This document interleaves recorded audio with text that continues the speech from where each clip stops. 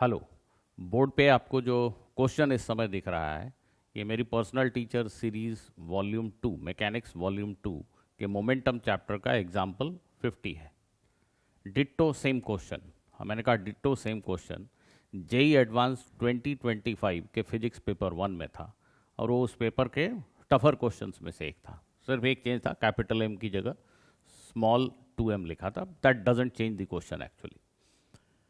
तो ditto same ऐसा question, similar question की बात नहीं कर रहा हूँ। सिमिलर क्वेश्चंस तो 90% questions personal teacher series books में प्रेजेंट क्वेश्चंस के सिमिलर ही थे, मैं ऐसा दिखा सकता हूँ।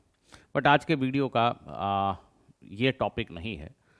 टॉपिक ये है कि एक सही रिसोर्स आपको इस सब्जेक्ट को सीखने में कैसे मदद कर सकता है।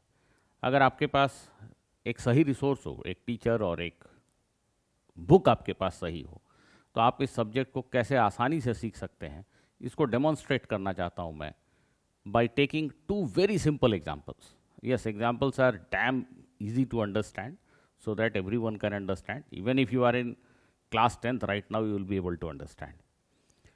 ये मैंने जो एग्जांपल्स चुने हैं ये अपनी पर्सनल टीचर सीरीज बुक से ही चुने हैं और डायरेक्टली बुक में जैसा लिखा हुआ है सॉल्यूशन और क्वेश्चन उसको मैंने यहाँ पे लिया है। मैं जस्ट उसको पढ़ूंगा एंड आई एंश्योर कि आप मेरे साथ साथ सुनते जाइएगा।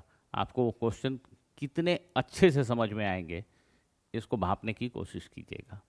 हाँ, तो ऑब्वियसली ये मैं आपको ये बताने की कोशिश कर रहा हूँ कि why these books are best, लेकिन एट द सेम टाइम आपको ये भी इनपुट दे रहा हूँ कि रियल में फिजिक्स को कैसे पढ़ना चाहिए।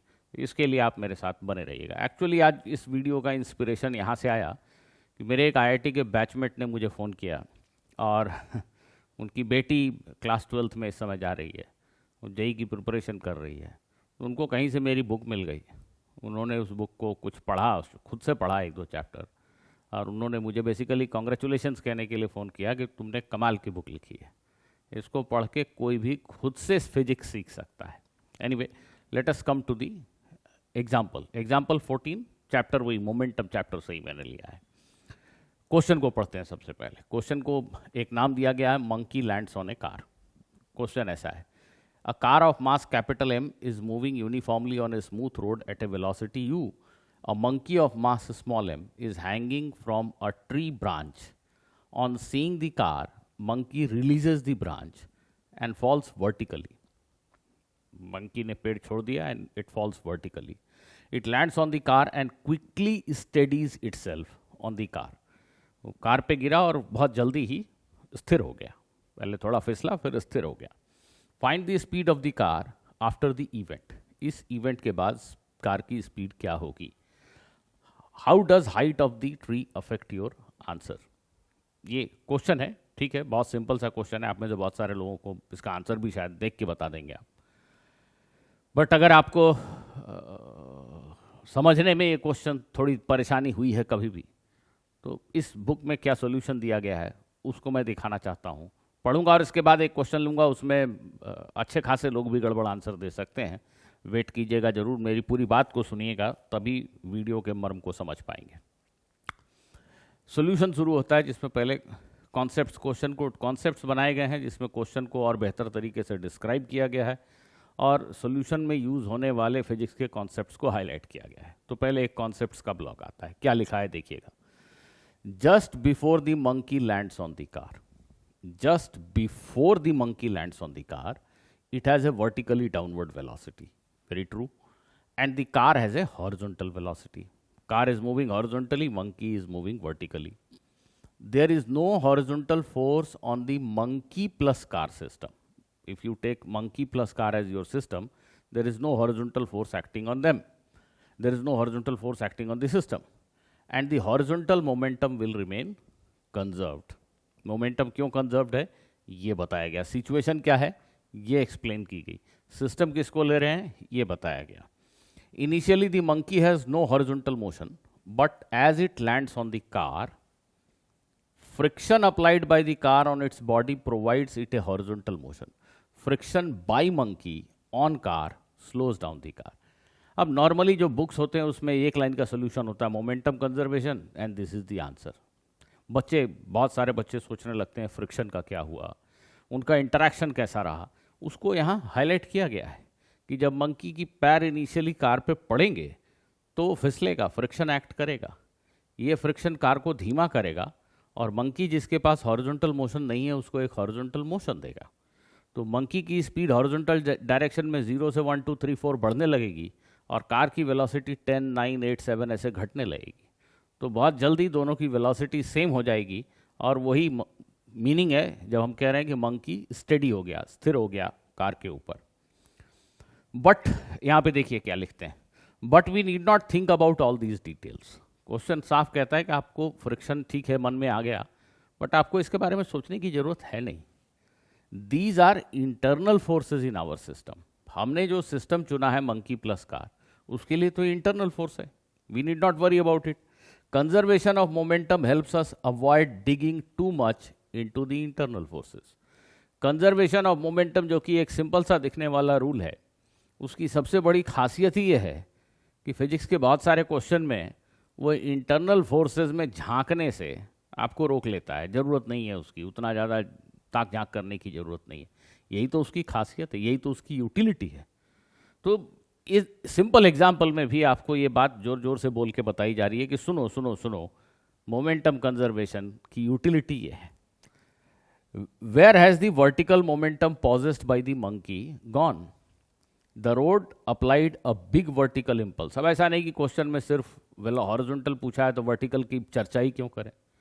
आई बेट कोई बुक चर्चा नहीं करता, बट यहाँ पे 2 लाइन लिखा गया है, पूरे सिचुएशन को समझाया गया कि भाई मंकी के पास वर्टिकल मोमेंटम था, वो गया कहाँ आखिर, उसका क्या?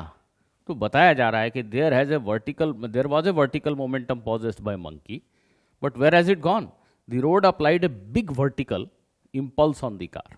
मंकी जब गिरा तो रोड ने गाड़ी को धड़ाम से ऊपर की तरफ मारा। नॉर्मल रिएक्शन एक इम्पल्सिव फोर्स है।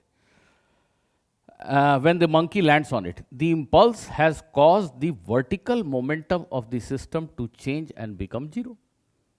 System means monkey plus car. Impact होने के पहले डाउनवर्ड मोमेंटम है, ये इम्पैक्ट लगा रोड का, ये एक एक्सटर्नल फोर्स है जिसने इस पूरे सिस्टम के मोमेंटम को चेंज कर दिया, 100 से 0 कर दिया। ये जो कॉन्सेप्ट्स का सेक्शन है, ये आपको क्वेश्चन की फिजिक्स को समझने में 100% मदद करता है। तो जस्ट इस क्वेश्चन को देख के एक मोमेंटम कंजर्वेशन का इक्वेशन लिख के हाँ क्वेश्चन सॉल्व हो गया, चलो आगे बढ़ते हैं, ऐसी पढ़ाई करने से जेई एडवांस नहीं निकलेगा। जेई मेन भी मुश्किल है। आपको बिल्कुल सारे एंगल से हमने इसको जांच पड़ताल कर लिया, सोच लिया, समझ लिया कि क्या हो रहा है। फ्रिक्शन है तो क्यों छोड़ दिया, मोमेंटम कंजर्वेशन में इंटरनल फोर्सेस से छुटकारा मिल जाता है, वर्टिकल डायरेक्शन में क्या हुआ, हॉरिजॉन्टल क्या हुआ, हर चीज़ एक्सप्लिसिटली हमने पहले सोची। और इसको पढ़कर समझने के लिए कितना दिमाग चाहिए आप खुद भी समझ सकते हैं। शायद अगर टीचर नहीं है आपके पास तो भी आप समझ सकते हैं। इसीलिए बुक का नाम है पर्सनल टीचर। ये आपका खुद का टीचर है, पढ़िए तो सही। अब क्वेश्चन का सोल्यूशन आता है। ये सिस्टम की सिचुएशन है just before monkey lands on the car और ये just after monkey lands on the car. Question की भाषा में मंकी लैंड करने के बाद बहुत जल्दी स्टेडी हो गया, स्थिर हो गया, मतलब पूरा का पूरा सिस्टम एक वेलोसिटी v से चलने लगा। तो भाई अब हॉरिजॉन्टल डायरेक्शन में मोमेंटम कंजर्वेशन, हॉरिजॉन्टल डायरेक्शन में capital M into you momentum था और m+mv हो गया इम्पैक्ट होने के बाद। So this gives you the final velocity. यही क्वेश्चन है। अगले क्वेश्चन को लेते हैं और इसमें लास्ट में ये भी बताया गया कि हाइट का कोई रेलिवेंस नहीं है। अब नेक्स्ट क्वेश्चन को लेते हैं। ये देखिए जुड़ा हुआ क्वेश्चन है, ठीक उसी बुक में उस क्वेश्चन के बाद ये क्वेश्चन आता है। इस पे गौर कीजिएगा, बहुत सारे लोग तो यहाँ मिस्टेक कर ही देंगे। Monkey jumps out of A car. अब क्वेश्चन कहता है car of mass capital M is travelling on A road, A monkey of mass small m is sitting on it. बहुत बढ़िया। The monkey sees a mango tree and jumps vertically relative to the car. Monkey को आम का पेड़ दिखा, आम खाने के लिए वो ऐसा कूद गया, vertically relative to the car. It catches a tree branch and clings to it. पेड़ की टहनी को पकड़ा और उससे चिपक गया, मैंने उसको होल्ड कर लिया। How does the jump by the monkey affect the speed of the car? Car की स्पीड पर क्या प्रभाव पड़ेगा जब मंकी उससे बाहर निकल गया? अब पिछले क्वेश्चन में देखें कि मंकी ऊपर से नीचे गिरा तो गाड़ी की स्पीड कम हो गई। नेचुरल सा एक थॉट आता है कि मंकी बाहर गया तो गाड़ी की स्पीड बढ़ जाएगी। पता नहीं क्यों ऐसा थॉट आता है, पर आता है। बहुत सारे बच्चे ऐसे ही बोलेंगे गाड़ी की स्पीड बढ़ जाएगी। ऐसा नहीं हुआ। फिर से इसको कैसे एक्सप्लेन किया गया है देखिए। The monkey and the car both are moving at velocity u, ठीक। The interaction between the two cannot change the overall momentum of the system. इन दोनों का आपस का इंटरैक्शन, ये दोनों आपस में कितना भी जोड़ तोड़ कर लें, फोर्स लगा लें, इससे इस सिस्टम का मोमेंटम नहीं बदल सकता है। इनके आपसी फोर्स से मोमेंटम नहीं बदल सकता है। The monkey jumps vertically relative to the car. Car पे अगर कोई चींटी बैठी है तो उसको मंकी ऊपर जाता हुआ दिखता है। The monkey retains it's horizontal motion during the jump. Recall inertia. जो इनर्शिया पढ़ा है न्यूटन्स लॉ ऑफ मोशन में, उसको याद कीजिए। ये मंकी चल रहा है u स्पीड से, वेलोसिटी से, उसकी वेलोसिटी गायब क्यों हो जाएगी? ये वेलोसिटी गायब क्यों हो जाएगी? वो रहेगी। विथ रिस्पेक्ट टू कार वो वर्टिकली कूदा, तो अब उसके पास एक हॉरिजॉन्टल और एक वर्टिकल दोनों वेलोसिटी कंपोनेंट्स हैं। उसकी हॉरिजॉन्टल डायरेक्शन ऑफ मोशन में कोई चेंज नहीं होगा। उसके ऊपर कोई ऐसा फोर्स लगा नहीं इंपल्सिव जिसकी वजह से उसकी हॉरिजॉन्टल वेलोसिटी बदल जाए। So in addition to its horizontal motion it acquired a vertical motion also. Horizontal motion के अलावा उसके पास एक वर्टिकल मोशन भी आ गया। तो ग्राउंड पे खड़ा कोई आदमी देखेगा तो उसको इसका पाथ पैराबोलिक दिखेगा, पर यहाँ इस गाड़ी में बैठा कोई ऑब्जर्वर देखेगा तो मंकी सीधा ऊपर जाता हुआ दिखेगा, राइट।